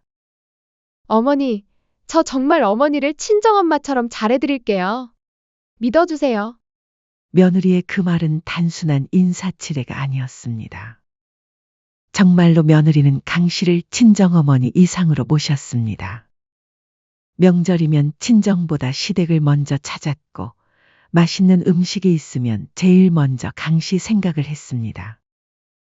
강 씨가 몸이 아프다고 하면 밤새 간병을 해주기도 했고 심지어 강 씨의 생일을 챙겨주는 것도 며느리였습니다. 남편 없는 긴 세월 동안 늘 혼자였던 강 씨에게 며느리는 그야말로 하늘이 내려준 선물 같은 존재였습니다. 손주들이 태어난 후 며느리가 직장 때문에 바빠지자 강 씨는 기꺼이 손주들을 돌봐주겠다고 나섰습니다. 새벽에 일어나 아이들 아침밥을 차려주고 유치원과 학교에 데려다 주는 일은 분명 힘들었습니다. 나이가 들어 체력도 예전 같지 않았고 허리도 자주 아팠습니다. 하지만 그 모든 고생 속에서도 강 씨는 깊은 보람을 느꼈습니다. 할머니, 오늘 급식이 맛없었어요. 할머니가 해주신 김밥이 훨씬 맛있어요. 손주가 그렇게 말하며 강 씨 품에 안길 때면 강 씨는 세상을 다 가진 기분이었습니다. 며느리 역시 늘 강 씨에게 고마움을 표했습니다. 어머니, 정말 제가 어떻게 보답을 드려야 할지 모르겠어요. 어머니가 아니었다면 저희 집은 정말 엉망이었을 거예요. 그런 며느리의 말에 강 씨는 손사래를 치며 대답하곤 했습니다. 무슨 소리야? 얘야, 가족끼리 당연한 일을 가지고 그런 말 하지 마라. 하지만 속으로는 기뻤습니다. 며느리가 자신을 진정으로 가족으로 여기고 있다는 것을, 그리고 자신의 노력을 인정해 준다는 것을 느낄 수 있었기 때문입니다. 그렇게 몇 년의 시간이 흘렀습니다. 그러던 어느 날이었습니다. 며느리가 평소와 다르게 조심스러운 표정으로 강 씨에게 다가왔습니다. 뭔가 중요한 이야기가 있다는 듯 주변을 둘러보더니 강 씨의 손을 잡고 말했습니다. 어머니, 사실 제가 예전부터 해보고 싶었던 일이 있어요. 강 씨는 며느리의 반짝이는 눈빛을 보며 궁금해했습니다. 며느리는 잠시 머뭇거리더니 용기를 내어 말을 이었습니다. 작은 디저트 카페를 차려볼까 해요. 제가 원래 베이킹을 좋아하기도 하고 요즘 디저트 카페가 인기라고 하잖아요. 그래? 그럼 우리 며느리가 하고 싶은 일이라면 내가 힘 닿는 데까진 도와줘야지. 강 씨는 한치의 망설임도 없이 말했습니다. 며느리의 눈이 더욱 반짝였습니다. 정말요? 근데 초기 자금이 좀 필요할 것 같은데. 걱정하지 마라. 내가 가진 돈 조금이라도 도움이 될 수 있다면 기꺼이 보태줄게. 강 씨는 정말 진심이었습니다. 그동안 아껴놓은 적금이 있었는데 며느리의 꿈을 위해서라면 기꺼이 쓸 수 있었습니다. 강 씨는 며느리를 도와주기 위해 평생 모아온 적금을 선뜻 내어주었습니다. 그뿐만 아니라 자신과 친분이 있는 부동산 사장에게 직접 연락해서 좋은 가게 자리를 찾아달라고 부탁까지 했죠. 며느리는 강 씨의 도움으로 한 가게 앞에서 눈을 반짝이며 말했습니다. 어머니, 여기는 상권도 너무 좋은데 월세가 말도 안 되게 싸네요. 건물주가 천사인가 봐요. 강 씨는 그저 흐뭇하게 웃으며 며느리의 등을 토닥였습니다. 내가 이렇게 열심히 찾아다니니 좋은 복이 온 거란다. 강 씨는 며느리의 성공을 진심으로 바랐습니다. 며느리가 꿈을 이루어가는 모습을 보는 것만으로도 가슴이 뿌듯했습니다. 하지만 현실은 그렇게 호락호락하지 않았습니다. 며느리의 카페가 문을 열었지만 처음 몇 달간은 장사가 하나도 되지 않았습니다. 하루 종일 문을 열고 있어도 손님은 몇 명 오지 않았고 그나마 오는 손님들도 커피 한 잔만 시키고 가는 경우가 대부분이었죠. 며느리는 날이 갈수록 초조해했습니다. 월세와 재료비는 계속 나가는데 매출은 턱없이 부족했습니다. 어머니, 이러다가 정말 장사를 접어야 할 것 같아요. 어떻게 하죠? 며느리가 눈물을 글썽이며 말할 때마다 강 씨는 위로의 말을 건넸습니다. 걱정하지 마라. 얘야, 처음이니까 그런 거다. 조금만 더 기다려보자. 그러던 중 뜻밖의 기회가 찾아왔습니다. 어느 날 유명한 푸드 유튜버가 우연히 그 카페를 방문해서 영상을 찍었는데 그 영상이 순식간에 화제가 되면서 며느리의 카페는 그야말로 대박이 난 것이었죠. 주말이면 줄을 서서 기다려야 할 정도로 인기가 높아졌습니다. 며느리가 직접 만든 디저트들이 손님들의 입맛을 사로잡았고 연일 손님이 끊이지 않았습니다. 어머니, 정말 대박이에요. 오늘도 케이크가 다 떨어졌어요. 며느리가 신나게 이야기할 때마다 강 씨는 자신의 일처럼 기뻐했죠. 하지만 성공과 함께 며느리의 태도도 조금씩 변하기 시작했습니다. 처음에는 미묘한 변화였죠. 예전에는 강 씨와 함께 앉아 따뜻한 차를 마시며 하루 있었던 일들을 나누던 시간이 점점 줄어들었습니다. 며느리는 늘 바쁘다는 핑계로 강 씨와의 대화를 피하기 시작했습니다. 어느 날 저녁 강 씨와 며느리가 함께 TV를 보고 있었습니다. 드라마 속에서 며느리와 시어머니가 갈등하는 장면이 나왔는데 며느리가 갑자기 퉁명스럽게 말했습니다. 저 할머니 목청 큰 것 좀 봐. 에휴, 요즘 며느리들도 똑똑해져야 해. 나이 많은 꼰대들이 다 맞는 말만 하는 건 아닌데 칼같이 선을 그을 줄 알아야지. 강 씨는 그 말을 듣는 순간 가슴이 서늘해졌습니다. 아무리 그래도 저건 며느리가 너무 심하게 말하는 거 아닌가. 연장자에게 예의 없이.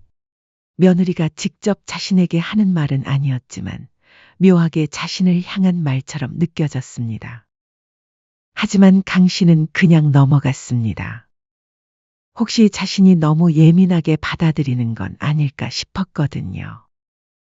시간이 흘러 돈을 벌기 시작하면서 며느리는 눈에 띄게 사치를 부리기 시작했습니다. 값비싼 명품 옷과 가방을 사들이더니 급기야 외제차까지 구입했습니다. 예전에는 검소하게 살던 며느리의 모습은 온데간데 없었습니다. 예전에는 작은 일이라도 강 씨의 의견을 물어보던 며느리가 이제는 완전히 달라졌습니다. 어머니 같은 옛날 사람들은 요즘 트렌드를 몰라요. 돈도 어떻게 써야 하는지 모르고 사고방식도 꽉 막혀 있고요. 모르면 그냥 조용히 있는 것도 방법이에요. 며느리가 그렇게 말할 때마다 강 씨의 가슴은 아렸습니다. 자신을 무시하는 듯한 그 말투에 상처를 받았지만 강 씨는 참았습니다. 하지만 며느리의 태도는 점점 더 심해졌습니다. 특히 손주들 앞에서의 태도는 강 씨로서는 도저히 이해할 수 없을 정도였습니다. 며느리는 자신이 돈을 번다는 이유로 강 씨를 교묘하게 무시하기 시작했습니다. 어느 날 저녁 며느리가 퇴근 후 지친 기색으로 돌아와서는 당연하다는 듯 강 씨에게 말했습니다. 어머니, 오늘 저녁은 우리 애들 시험 잘 봤으니까 좋아하는 걸로 차려주세요. 전 일하고 오느라 피곤해서 들어가서 좀 쉴게요. 제가 돈 벌어오는데 이 정도는 당연히 해주실 수 있죠? 강 씨는 그 말을 듣고 어이가 없었지만 그래도 참았습니다. 며느리가 밖에서 일하느라 힘들어하는 모습을 보니 이해가 되기도 했거든요. 강 씨는 허리가 아픈 것도 있고 상다리가 부러지게 음식을 차렸습니다. 그런데도 며느리는 강 씨를 그냥 집안일이나 도와주는 사람 취급했습니다. 심지어 어느 날은 손주들에게 이런 말을 하는 것을 강 씨가 직접 들었습니다. 할머니는 그냥 도와주러 오시는 분이야. 우리 집 가정부라고 생각하면 돼. 그 순간 강 씨의 가슴은 무너져 내렸습니다. 아무리 그래도 자신이 어릴 때부터 손수 키워준 손주들 앞에서 그런 말을 하다니. 강 씨는 눈물이 날 것 같았지만 꾹 참았습니다. 심지어 며느리의 행동은 거기서 그치지 않았습니다. 이제는 강 씨에게 심부름까지 시키기 시작했습니다. 아, 뭐야, 핸드폰 카페에 두고 왔나 봐요. 누가 가져가기 전에 빨리 다녀와야겠구나.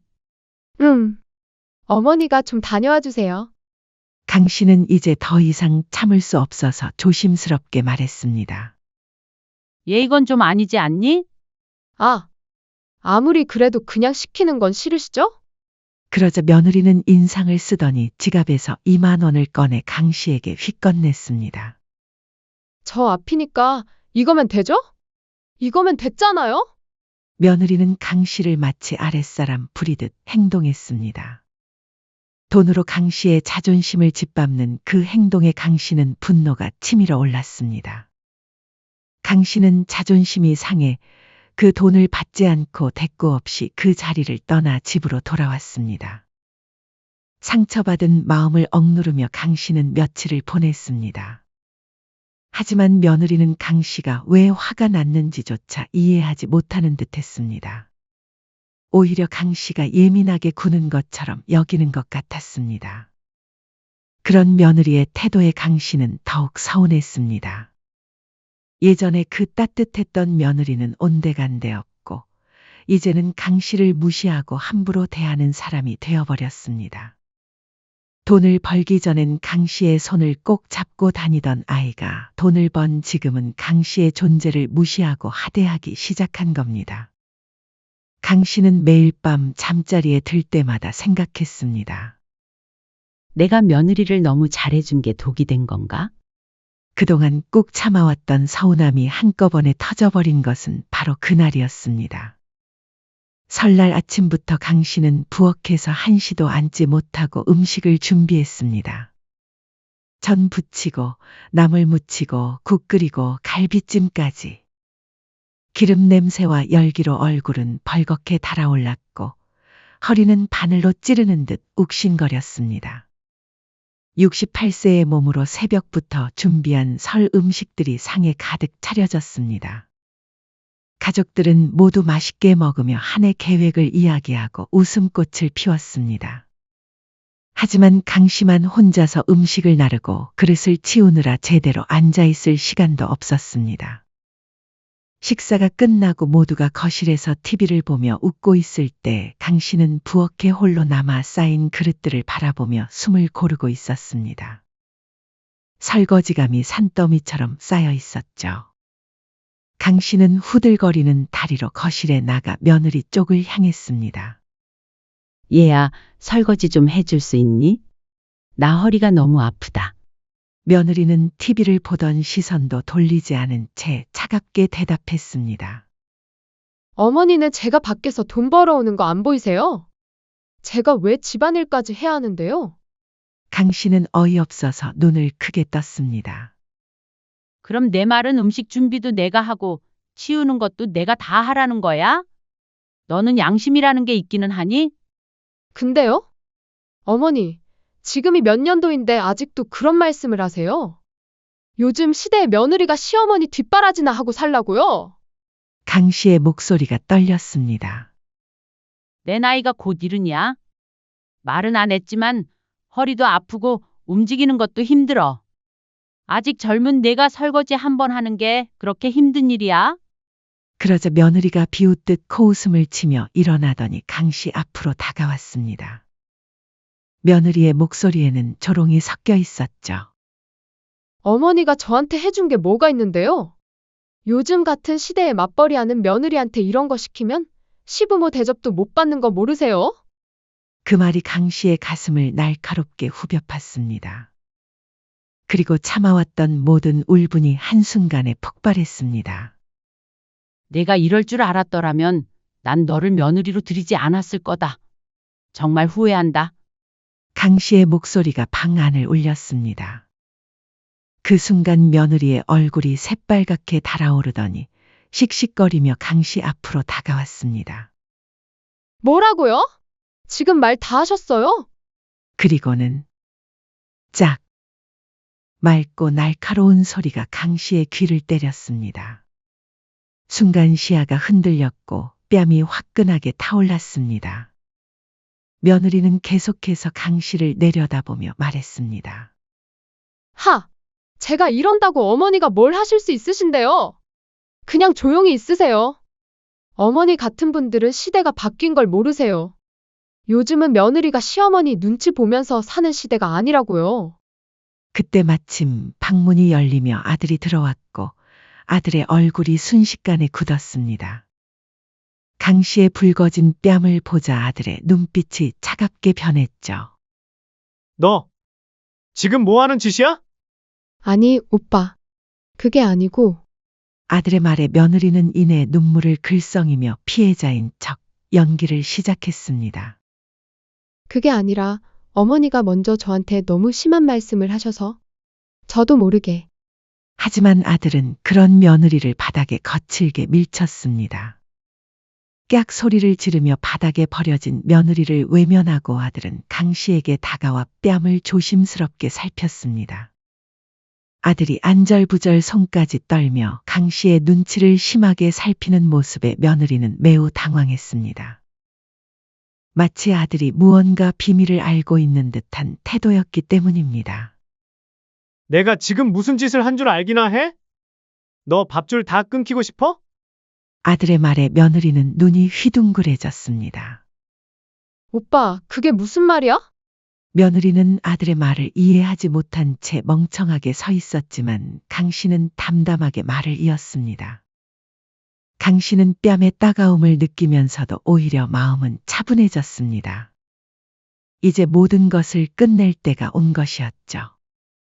강 씨는 며느리를 똑바로 바라보며 말했습니다. 그런데 말이다. 지금 너희가 살고 있는 이 집도 4명이라는 거 알고 있니?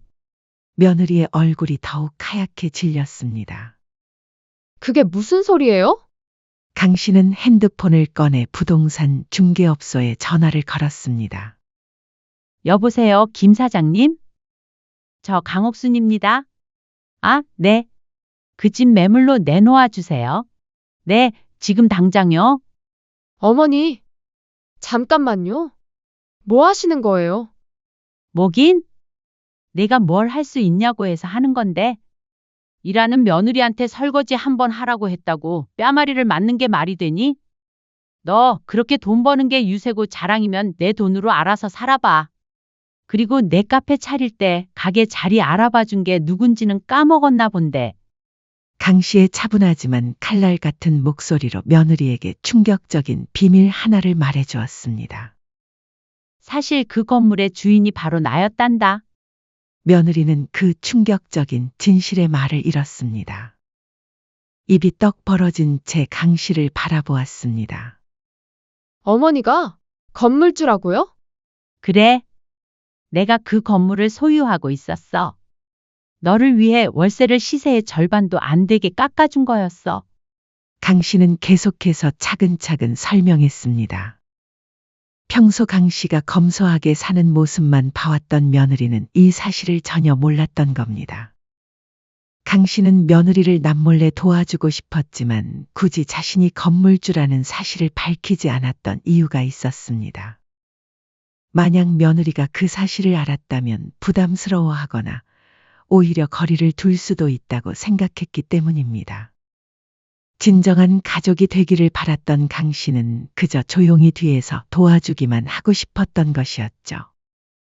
아들 역시 어머니의 그런 마음을 알고 있었기에 함께 비밀을 지켜왔던 것이었습니다. 나는 돈 바라고 너 도운 거 아니다. 그냥 내 자식처럼 생각했으니까. 그런데 내가 돈 좀 번다고 사람을 이렇게 함부로 무시하면 안 되는 거야.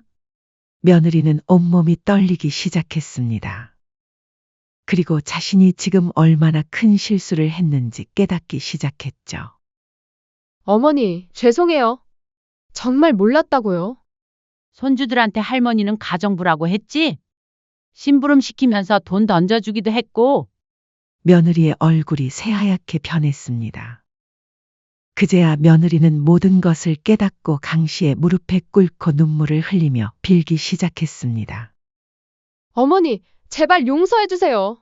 제가 정말 미쳤었어요. 돈 때문에 잠깐 정신을 잃었었나 봐요. 다시는 그런 일 없을 거예요. 하지만 강 씨의 표정은 차갑기만 했습니다. 이미 늦었다. 내가 돈 좀 벌기 시작했다고. 시어미를 무시하고 뺨아리를 때리는 게 말이나 되니? 너와 나의 관계는 이제 끝났어. 며느리는 더욱 절규하며 매달렸습니다. 어머니, 제발요. 한 번만 용서해주세요. 정말 잘못했어요. 하지만 강 씨는 단호했습니다. 그 오랜 세월 참아온 모든 서운함과 분노가 이제야 해소되는 순간이었습니다. 바닥에 꿇어앉은 며느리가 울먹이며 매달렸지만 강 씨는 고개를 돌렸습니다. 이제부터 월세를 시세대로 올릴 거다. 며느리의 얼굴이 새하얗게 변했습니다. 시세대로 월세를 올리면 카페 운영에 큰 부담이 된다는 걸 누구보다 잘 알고 있었기 때문입니다.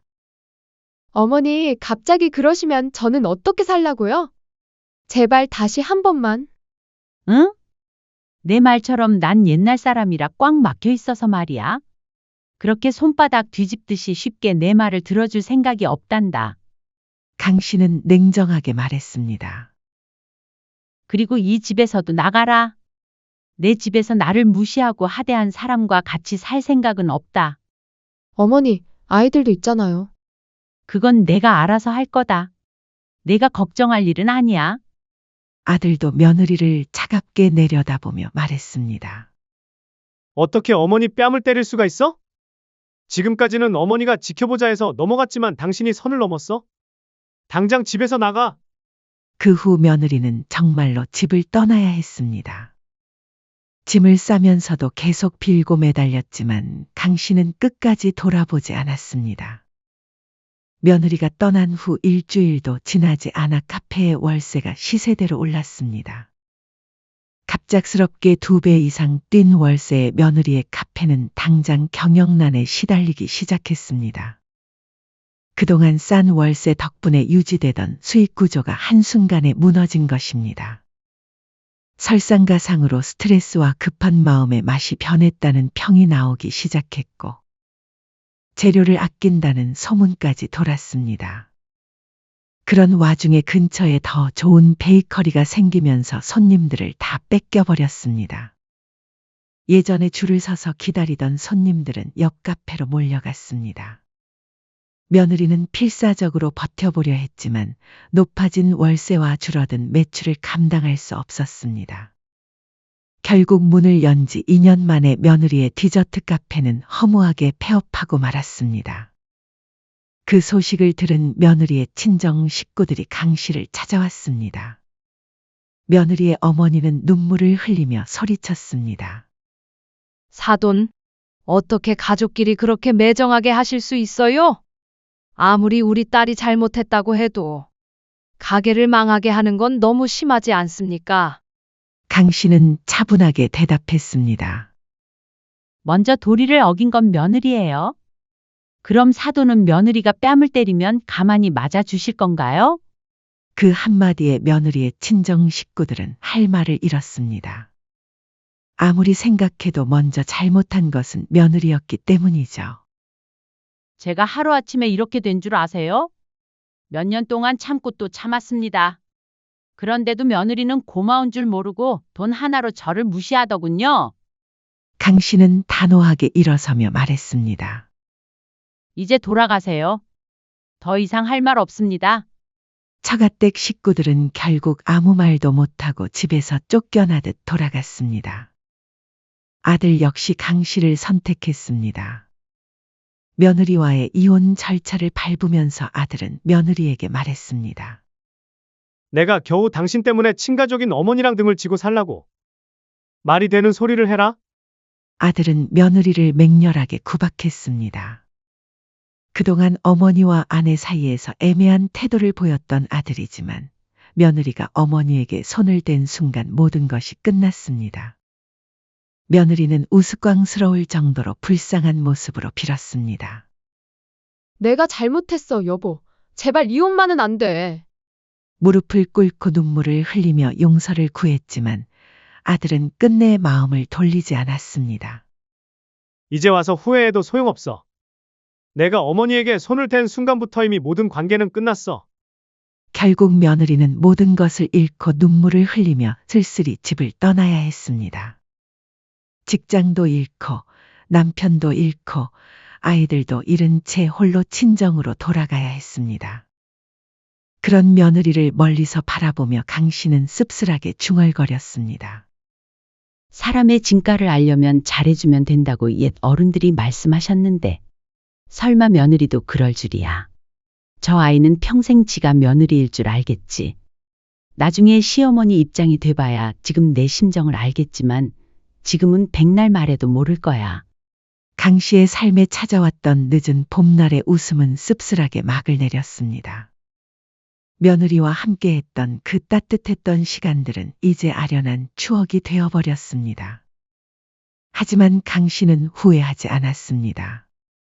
세상에 좋은 일 하겠다고 나섰다가 걔에게 진주 목걸이 걸어준 꼴이 됐으니 정말 어리석었지. 이제는 나도 내 마음을 알아주고 고마워할 줄 아는 사람에게만 베풀 거야. 며느리가 떠난 집은 조용했습니다. 하지만 그 조용함 속에서 강 씨는 비로소 진정한 평온을 찾았습니다. 더 이상 누구에게 무시당하거나 하대받을 일도 없었고 눈치를 보며 살 필요도 없었습니다. 어느 날 저녁 강 씨는 거실 창가에 앉아 창밖을 바라보고 있었습니다. 석양이 지고 있었고 하늘은 붉게 물들어 있었습니다.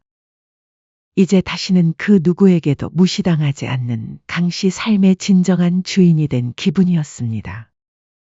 창밖을 바라보는 강 씨의 얼굴에 오랜만에 평화로운 미소가 번졌습니다. 이제야 진정한 자신의 삶을 찾은 것 같았습니다. 사연은 여기까지였습니다. 구독, 좋아요, 댓글은 무료이며 영상 제작에 큰 힘이 됩니다. 알림 설정을 하시면 더욱 새롭고 재밌는 사연을 빠르게 즐기실 수 있습니다. 인생의 쉼표를 시청해 주셔서 감사합니다.